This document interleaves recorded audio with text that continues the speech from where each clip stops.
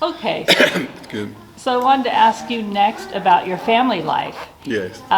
Talk about your family. Okay. Um, we we started when we got married. We got married in uh, 19, 1970.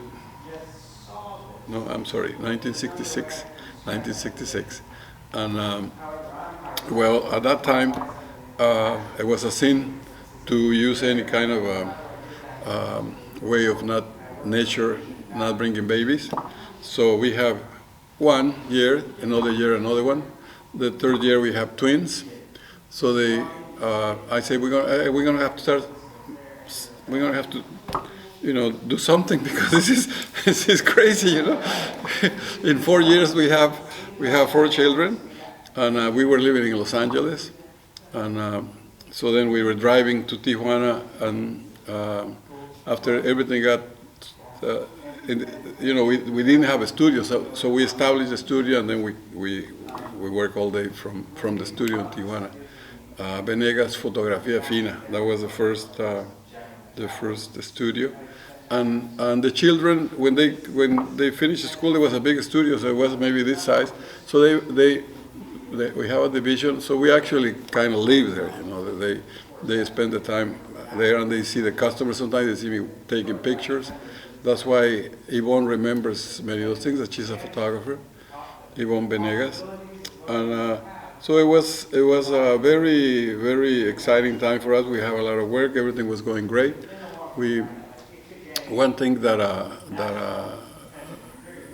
we tried to do with our children, so give them access to different things to see what they wanted to do in life. What was their passion when they grow up?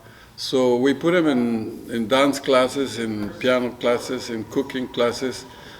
There were guitar classes and singing classes, and the one that chose to be a photographer was Yvonne. The one that chose to be a musician, because everybody dropped out of piano classes. So only Julieta said, I love this going back and forward. She could have spent all day just practicing, and so the rest, my son, the first day, he quit. Music says, no. This is the first day. He said, I'm going to be, no, because there were piano lessons. But I think that is very important to study music. If you plan to be a musician, study music. So it was great. And then when they were growing up, I did a thing that I'm embarrassed, but I come home, we're working, and they were looking at the TV, and they all, move away, we're looking at a program.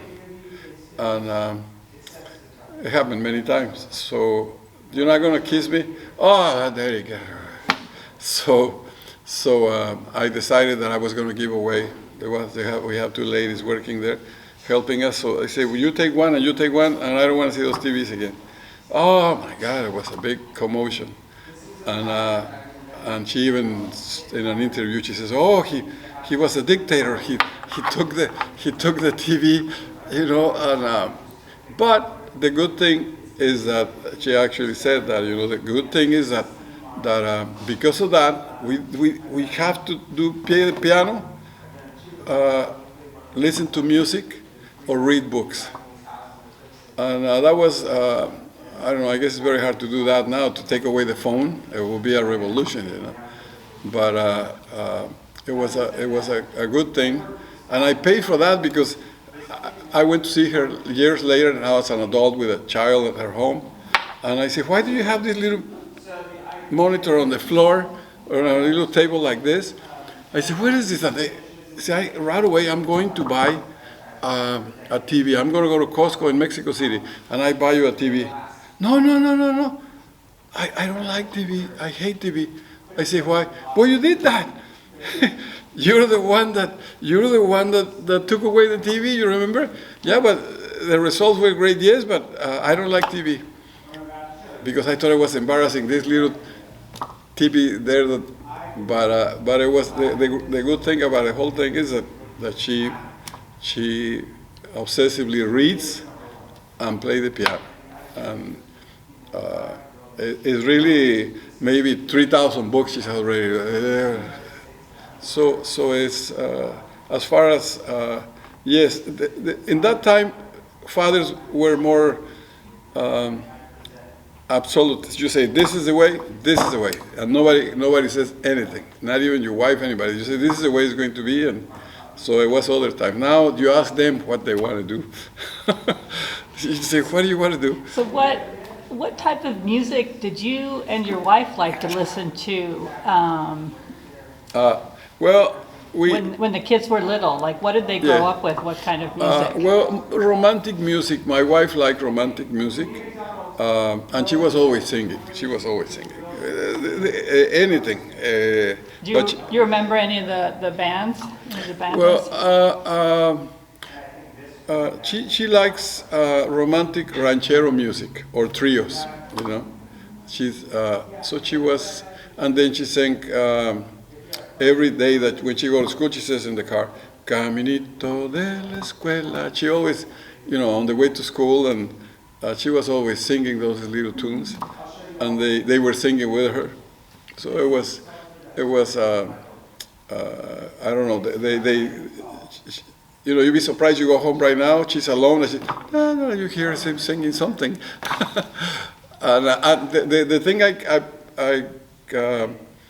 the change, especially for Julieta, nobody wanted to play piano, so I say, my darling, this is for you.